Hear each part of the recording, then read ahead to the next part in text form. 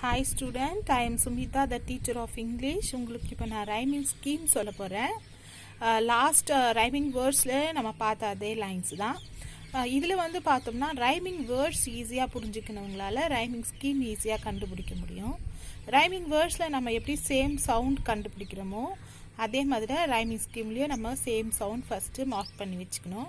Same sound mark பண்ணி வச்சுக்கணும். First வர சேம் சவுண்டுக்கு நம்ம கப்லெட் கொடுக்குறோம். கப்லெட்ன்றது வந்து ஏபிசிடின்னு நம்ம கொடுத்துன்னு போகிற ஒரு பேர்டன். அந்த பேர்டன் வந்து கொடுக்க போகிறோம். இப்போ பாருங்கள், இப்போ டவுனு க்ரோன்னு வந்து சேம் சவுண்ட், அதனால் அதுக்கு ரெண்டுத்துக்கும் நம்ம ஏ கொடுத்துருக்கோம். அடுத்து பார்த்தோம்னா ஜாய் பாய் வந்து சேம் சவுண்டு, டவுன் க்ரோன் இல்லாமல் ஜாய் பாய் வேறு சவுண்டு சேம் சவுண்ட் கிடைக்குது, அதனால் அதுக்கு பி கொடுத்துருக்கோம்.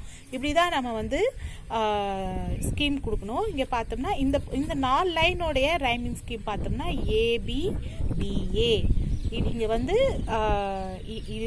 இதை வச்சு கொடுக்கக்கூடாது, இப்படி லைனாக தான் நம்ம சொல்லணும். ஏபிடிஏ இஸ் த ரைமிங் ஸ்கீம். உங்களுக்கு புரிஞ்சிருக்கும்னு நினைக்கிறேன்.